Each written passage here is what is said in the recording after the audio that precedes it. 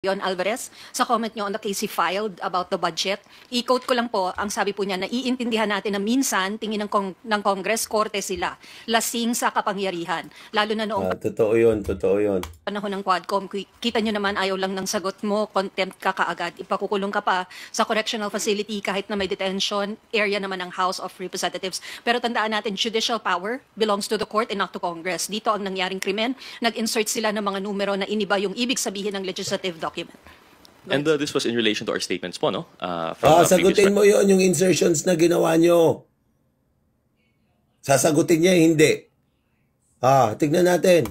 Tama Yes, po ba? sir. Well, we respect siguro po the opinion of the good Congress. Ideas and inputs. And sometimes, Gusto nyo exchange ideas or inputs, pero ikukulong nyo. Let's go. lalo na pag ganitong campaign period, talagang nagagamit ito to propagate fake news. I think all of us should agree that we need to... Yeah. We agree. Look at your comment section. Look at your comment section. Pero ito, tignan nyo, puro anti-Sara. Congress PH. Congress PH. Congress PH. Ilan lang ang legit? Ilan lang ang pwedeng mapagkamalang legit? 4? Tapos puro Congress PH na? Congress PH?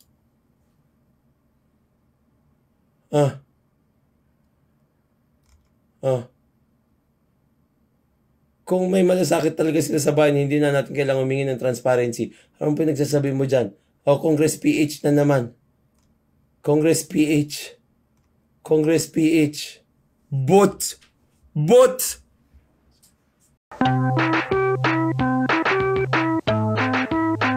Ito lang, no? Andito na naman si Adjong. Bakit ba laging andyan si Adjong sa mga press conference na hindi naman siya kailangan? Tapos itong si Attorney Gutierrez naman, nasabi nyo na lahat yung mga yan, ba't pa ulit-ulit? Para maka-press con lang? Sayang ang pera at sayang oras ng taong bayan. You devoted to better things. Kung hindi naman, wag na kayo mag-press con. Kung wala naman kayong mabubuting sasabihin o kaya bagong sasabihin. Kinagamit nyo lang yung posisyon nyo para mangumpanya. Buhay mo ay mamalasin. Ilang tao lang ang lumalaban dito, pero lahat nagre-reklamo. Mga kapatid natin, let's go. Tignan nyo. Pakinggan nyo na naman kung anong sasabihin ni Adjong. Pakinggan nyo rin kung anong sasabihin ni Gutierrez, yung mga congressman na ito. Bakit hindi pa kayo nagsasalita tungkol sa ginawa nyo sa bicameral conference report? Bakit hindi kayo nagsasalita tungkol sa AKAP? Ang gagaling yung abogado, hindi nyo may paliwanag kung congressional insertion nga yung AKAP na yan o hindi. Bakit nyo iniiwasan? Tapos puro kayo presscon ng presscon tungkol dito. Na-trash out na lahat ng issues. Ulit-ulit lang kayo. Let us allow our... Sabi ni Rock Prime, free publicity at taxpayers' expense. Oh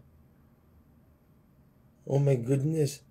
Ano pa ba pinaglalaban pa magbakasyon? Mas maganda nga magbakasyon na lang sila, hindi pa nila mga gastos yung pera ng gobyerno dyan, yung kuryente ng gobyerno. My goodness.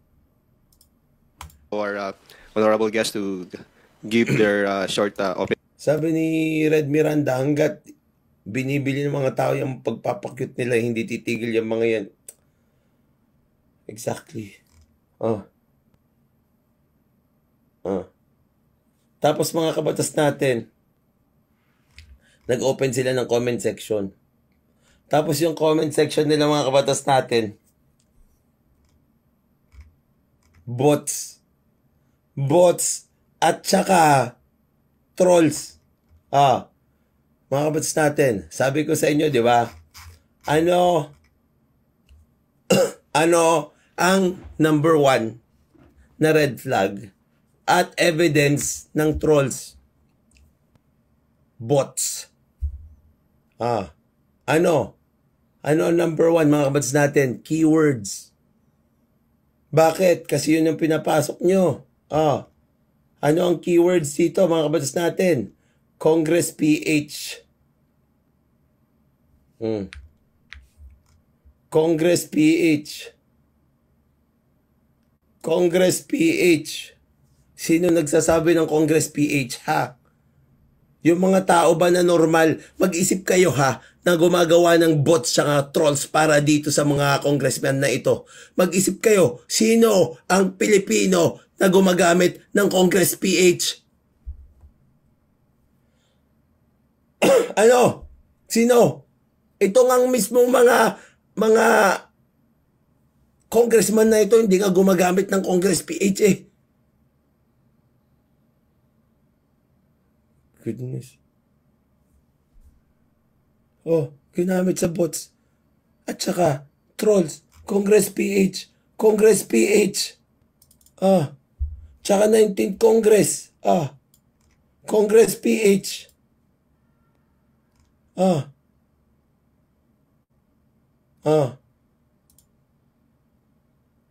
Ito, hindi ito malamang legit yung mga yan. Pero ito, tignan nyo, puro anti-Sara. Congress PH. Congress PH. Congress PH. Ilan lang ang legit? Ilan lang ang pwedeng mapagkamalang legit? 4? Tapos puro Congress PH na? Congress PH?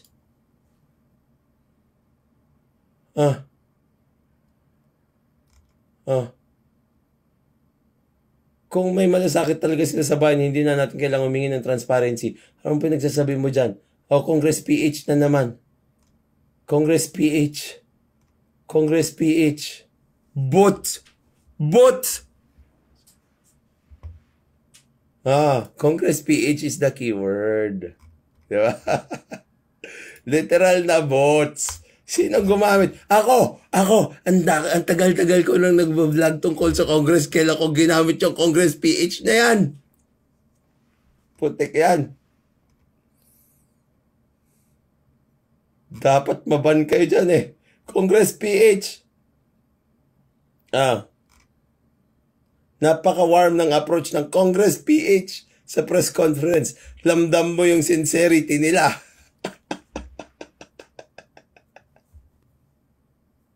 Very professional yung mga Young Guns. Capital letter yung Young Guns. Isa rin yan sa key phrases nila. Diba? Men, yung press conference ni Congress PH. ni Congress PH. Sino si Congress PH? Walang paligoy-ligoy magsalita. Men. Yan mga kabatas natin ng keyword. Isa pa ngang keywords, key phrases nila. Press conference. Congress PH. Young Guns. Congress PH. Press conference. Congress PH. Press conference. Ito. Ano to? Legit yan. Congress PH. Press conference. Namo, puro bots.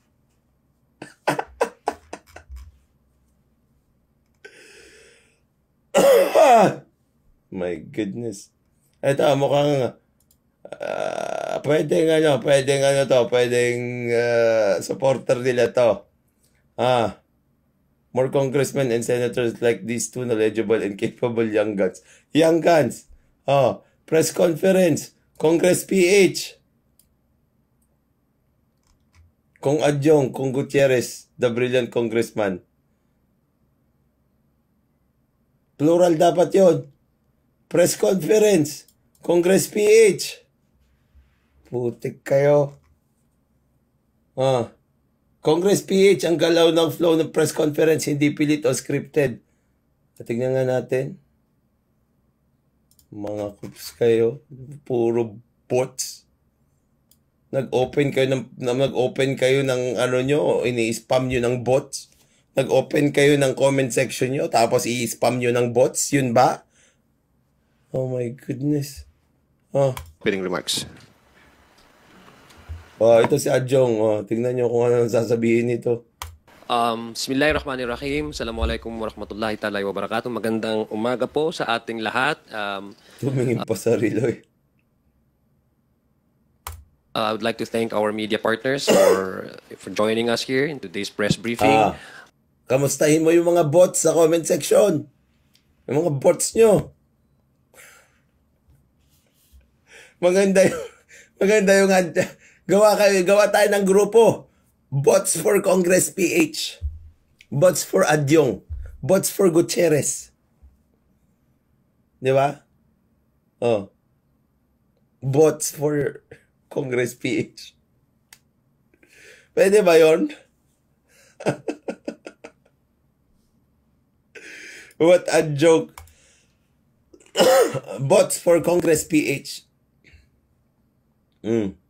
I'm very honored to share this day, briefing the media and updating the Ano?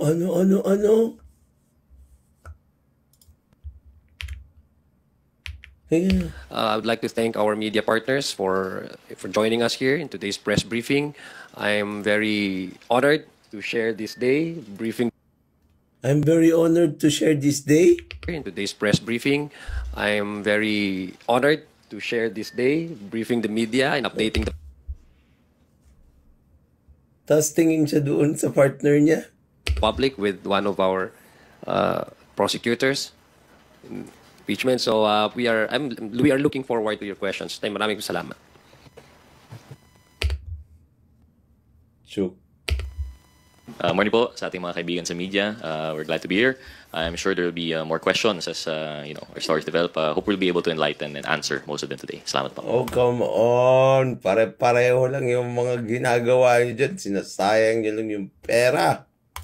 Thank you, sirs. Tina Panganiban Perez from GMA7. You're recognized for today's first question. For impeachment process, Representative Rog Gutierrez. Sir, former PCGG Special Counsel Generillo has filed a petition for mandamus before the Supreme Court to compel the Senate to constitute itself into a Senate impeachment court and proceed with the trial against Vice President Sara Duterte, citing the phrase "shall forthwith" in the Constitution. Your thoughts? Napag-usapan na natin pa ulit-ulit yan. Walang bago. Well, nabanggit na po natin ito, no? Naitanong na po dati kung ano po talagang ibig sabihin ng forthwith, and ang tendency po, we agree with the legal luminaries, pag sinabing forthwith, ang ibig sabihin po ito ay kaagad-agad. So, in line with that, I guess ito, yung taong bayan na po mismo, or at least one interested party, nag-file na po ng mandamus. Para sa kinalaman po ng lahat, ang mandamus po ay isang action dito sa Supreme Court in which ito ay relief na humihingi na actionan na po ng isang agency or branch of government ang isang bagay na dapat actionan. So, ibig sabihin nito, kapag nakikita ng isang tao na ang isang bagay ay responsibilidad na dapat actionan ng agency or branch, they seek relief with the Supreme Court. Mandamus po yung ginagamit. So, dito po nakita po natin na according to, sino po yung petitioner, ma'am, if I may ask? Sir, former PCGG Special Counsel Generillo. Catalino Generillo. So, dating... Pero ang tanong ko dyan, no? Mandamos. Diba? Ngayon, dahil political yung question na yan, political yung proseso na yan, pwede bang makialam ang Supreme Court at utusan yung Senate of the Philippines kung paano nila gawin yung trabaho nila? Mga kabatas natin, ang mandamos, it only works, no, on ministerial na mga trabaho. Ministerial, ibig sabihin, hindi ka gumagamit ng diskresyon. Tandaan nyo dito mga kabatas natin, magpo-formulate pa sila ng rules nila. So, uutusan sila ng Supreme Court na gawin yun ng rules nyo. Gaano katagal, gaano kabilis? Sa tingin nyo ba, hindi na yung pag-i-encroach doon sa kapangyarihan ng Senado? Lingkod rin po naman pala sa gobyerno, sa PCGG. They saw it fit to seek redress before the Supreme Court to Paulit-ulit lang kayo. ask or to mandate the Senate proceed with the impeachment trial. So yun po yung ibig sabihin dito ng mandamos. Now, additional comments lang po siguro. Personally, well, as we've always mentioned po, kami po, nirerespeto po namin ang stand ang Senate bilang they have the sole authority and responsibility in relation to the subject of impeachment as convening as the impeachment court. Ngunit as a personal opinion, ako po naniniwala po dun sa panig ng ibang mga luminaries na yung forthwith provision ng Constitution would mean agad. And I think that's... Diba, ganyan lang yung pinaglalabanan nila. Oh, okay. Makakatulong ba sa atin yan? Ha? Makakatulong ba sa atin yan? Ngayon, pag alam na namin yung ibig sabihin ng forthwith,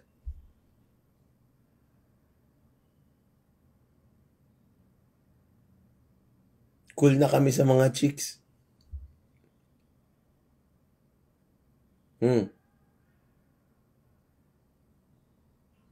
Oh.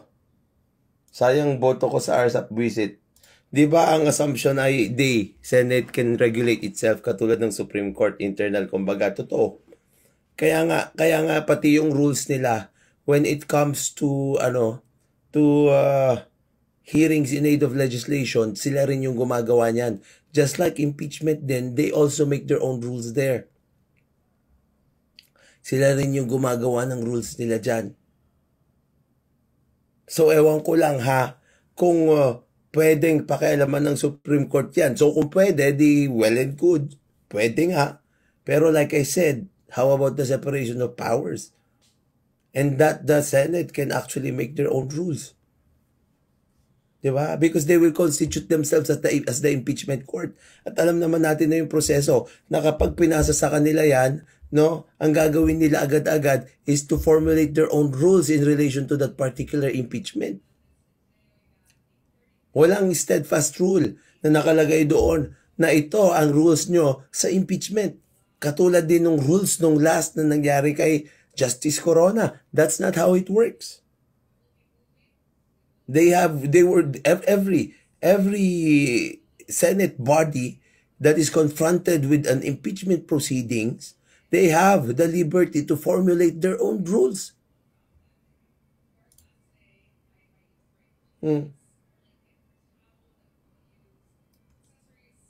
Ito yung disqualification case. Sinabi ko na nga sa inyo, pinakita ko sa inyo yun, di ba? Pinakita sa inyo yung disqualification case. That's what the mandamos petition is talking about. And so I would tend to agree with that petition. Tapos ito pa, attorney, bakit may mga congressman na kasal, di ba dapat Senate na all-in yan? Dapat nga Senate na, kasi nga sila yung gagawa ng rules nila. Pero syempre, itong mga congressman na ito, kailangan nilang gumastos pa at magpa-epal, kaya magpapa-press conference pa sila. Hindi naman sila yung nag-file, pero sila yung nagpa-press con. Ang galing, di ba? Loko-loko talaga itong mga to. Napaka-obvious kayo. Petition po. Sir, kumusta na po yung preparations ng prosecution panel? Ongoing naman po. Admittedly, there are difficulties in the Senate. Ulit na naman. Prosecution panel, kamusta? Sinasayang nyo lang yung oras at pera ng taong bayan? Na dahil hindi pa po gumagalaw yung Senado, wala pa pong rules. Hindi pa Di po ba, namin. kasalanan na naman ng Senado, walang rules. Kaya samantalang kayo, dalawang buwan kayong natulog sa kangkungan.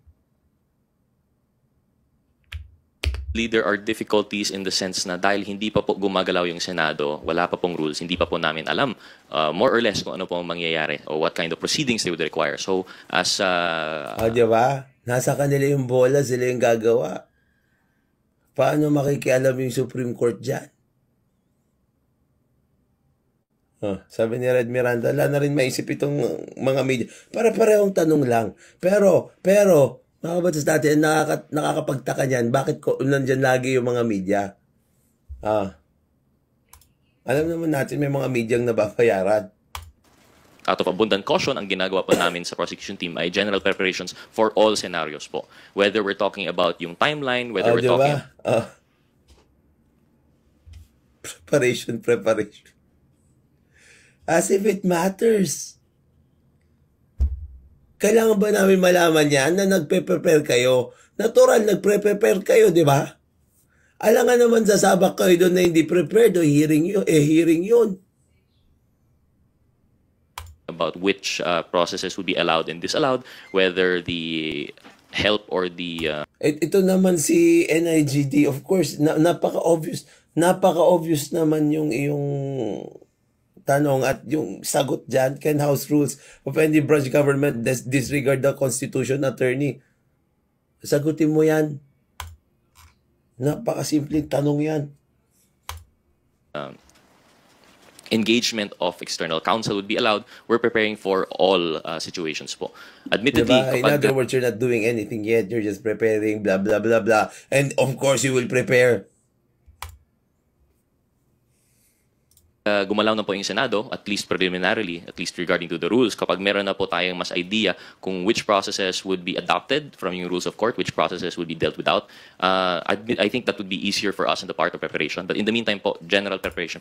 Sabi ni Glenn, Attorney, kasama po kayo bukas sa patawag ng mga vloggers po. Sana kasama kayo para ma-educate kayo. Ang sarap man.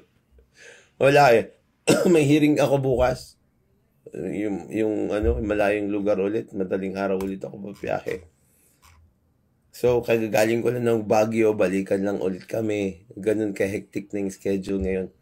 Balikan. Tapos ito, yung boses. Balikan din. Ano pa po yung ginagawa namin? Sir, still for Congroj, on another topic, kasi may sagot po si Representative Pantaleon Alvarez sa comment niyo on the case he filed about the budget. I-quote ko lang po, ang sabi po niya, naiintindihan natin na minsan, tingin ng Congress, korte sila, lasing sa kapangyarihan. Lalo na noong Totoo yun, totoo yun. panahon ng Quadcom, kita nyo naman ayaw lang ng sagot mo, contempt ka kaagad, ipakukulong ka pa sa correctional facility kahit na may detention, area naman ng House of Representatives. Pero tandaan natin, judicial power belongs to the court and not to Congress. Dito ang nangyaring krimen, nag-insert sila ng mga numero na iniba yung ibig sabihin ng legislative document. And this was in relation to our statements po, no? From Sagutin mo yun, yung insertions na ginawa nyo. Sasagutin niya, hindi. Tignan natin. Tama Yes, po ba? sir. Well, we respect siguro po the opinion of the good Congress. Man, ang sa tingin ko lang po ay I'm not sure where that is coming from po. Kasi yung comments niya po, I'm not sure where that is coming from. Di ba napaka-obvious yung tanungan, yung nag-insert, yung declaration niya na nag-insert kayo ng numero, may insertions kayo dun sa budget, dun sa blanco, I remember it's likening the Congress to a court na there was mention of probable cause po, no? Pero if I recall our statements correctly, we were talking about yung personal motivations that might accompany it, the timing of the case. Hindi pa naman po kami dun di ba? Iniiwasan nila. Ano dahilan nyo? sa merits of the case itself. Hindi merits ng case kasi ayaw nyo sagutin. Matagal nang tinatanong sa inyo yan. Bago pa sila nag-file ng kaso, tinatanong na sa inyo yan. Nung nag-file sila ng kaso, sasabihin nyo, yung timing. Yung timing nyo nga palpak eh. Kaya nga tayo nagkakaroon ng problema ngayon dahil sa maling timing nyo eh. So wala naman po kaming sinasabi dun sa probable cause. At least ako personally, yung if I recall correctly, yung binabanggit ko is the timing of the filing of the case. Bakit na ngayon lang po? So, diba? Iwas lang. Yung mga side comments, mga kabatas natin, yung kanyang sinagot. Pero yung pinaka-gist, hindi niya sinagot. Very good. Lokohin mo pa yung mga tao. definitely we don't want to prejudge no kung merong probable cause mo or hindi. In fact, what we mentioned, if I recall correctly, is that we welcome po, no, we respect the right of anyone, not just the good congressman, but anyone who would like to seek redress before the courts. Diba? Same question. Pero hindi nila sinasagot. Yung blanco, yung in-insert nyo, wala. Diba? Tama naman po yung ginawa niya. It's just that we don't agree. Personally, I don't agree with the mode and I don't agree with the timing po, no? I mean, there Oops. was just doubt. Nalilihis po ulit yung issue. For that response po, no? I feel like nalilihis po ulit yung diba? issue. Sinasabi nila na yung impeachment na naman daw, mga kabatas natin, nililihis nila yung impeachment. Tandaan nyo ha, yung impeachment wala pang nangyayari dyan. Bakit panay ang press con nyo? Yung mga pending na question sa inyo, hindi nyo pa sinasagot. Oh, todo iwas sa topic. Dapat impeachment lang ang pag-usapan. Yun lang yung pinaka-importante. Huwag natin pag-usapan yung budget na bilyon-bilyon ang pera na pinag-uusapan. Huwag. Dapat stick to impeachment lang. Di ba dapat pag-usapan din lahat? Hindi, kahit pagbigyan na natin. Di ba? Pwede, sige. Pag-usapan natin yung impeachment. Pag-usapan din natin yung PhilHealth na ziniro yun yung budget pero bankrupt na for 3 years ayon sa COA. Pag-usapan natin yung food shortage natin. Pag-usapan natin yung AKAP, yung congressional insertions nyo at yung corruption sa Congress. Tapos pag-usapan din natin yung impeachment. Sabay-sabay. Bakit impeachment lang ang pwede nating pag-usapan? Bakit impeachment lang ang pwede? Yung mga ibang issue sa gobyerno, yun lang ba talaga ang issue sa gobyerno ngayon? Impeachment? Wala nang iba? Instead of answering it head-on po, no? But again, we respect it. So, at the end of the day, nandun naman po yung kaso na, file na po nila. So, if we're going to talk about the merits, let's just see what they decide na lang po. Diba? Iwas na naman. Kasi nga, ang dapat lang pag-usapan, impeachment. Yung tiyan nyo, pag nagugutom, mas importante ba yun sa impeachment? Yung trabaho mo, wala na. Wala pa. Di ka na magkakatrabaho. Mas importante ba yun sa impeachment? Dahil may impeachment lang yung pag-usapan natin. Thank you. Honorable Ramon Rodrigo L. Gutierrez. Sir, you mentioned yung timing. May sagot po siya doon. Ang sabi niya, nalaman lang nila yung insertions January 18. Tapos pinag-aralan nila yung issue. But they were able to come up with a complaint within 2 weeks. 2 weeks. Kayo, 2 months. Opo. So, if that is the answer to the timing, then so, I iwas na suppose we take their word for it. We don't want to color it with any malice or bad faith po, no? Pero we don't want to call it with any malice or bad faith. Pero sinabi mo, question mo na yung timing. Sinampal ka ng facts. Sasabihin mo, ayaw mo mag-call out ng kahit anong malice o bad faith. Question mo na yung timing. Sabi mo, ginagawa lang nila yan para malihis sa issue na usapan lang dapat ay impeachment. Tapos ngayon, sinasabi mo na wala ka namang ill intent. Kinokontradict nyo yung sarili nyo. We take the statements as it is. Yung sa akin po, it's just that the timing that it would come after.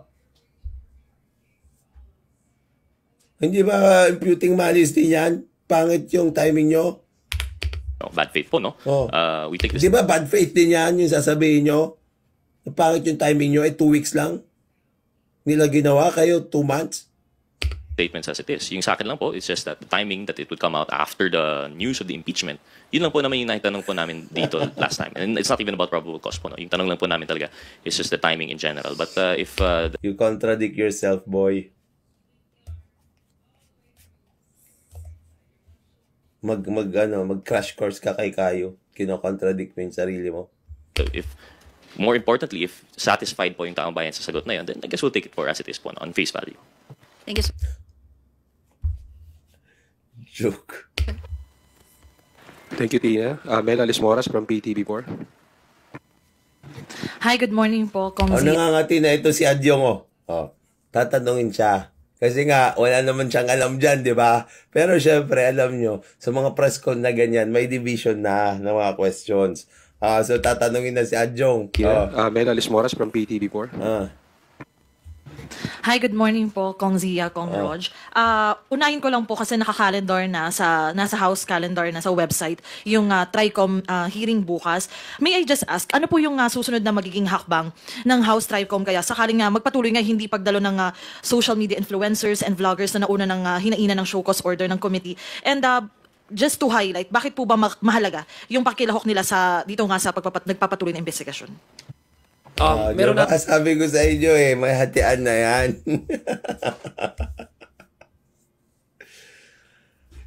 Hay. yatang show cause order na those invited guests who did not appear in the second committee hearing. So if there's no valid reason for their absence again this time, baka umakyat na yan sa ano, no? Siya nag-show cause order and then baka isupina na sila. I think the issue that the TRICOM is now discussing is very much important kasi ang Generic shit. Let's go to the generic shit. age po natin talaga ngayon is its information technology and we are using the internet as a space to Impeachment lang, wag niyo sagutin. Tama, di ba, Red Miranda? Bakit pag ibang issue ito? Ito. Hindi ba ito? Issue na hindi kasali sa impeachment? Ano ba yan? Alam niyo mga abats natin, pasensya na ganito yung boses ko ha. Pero hindi ko talaga mapigilan. Nabasa ko yung sinend ni Ricol. Tapos, sinend din ni Ricol to. Napanood ko. Tapos, ganun na naman sila. to exchange ideas and inputs. And sometimes Gusto nyo exchange ideas or inputs, pero ikukulong nyo. Let's go. lalo na pag ganitong campaign period, talagang nagagamit ito to propagate fake news. I think all of us should agree that we need to Yeah. We agree. Look at your comment section. Look at your comment section. Congress PH, press conference. Congress PH, press conference. Congress PH, press conference. Fake news din naman yung sinasabi nyo dito. Magaling ka. Congress PH, press conference. Congress PH.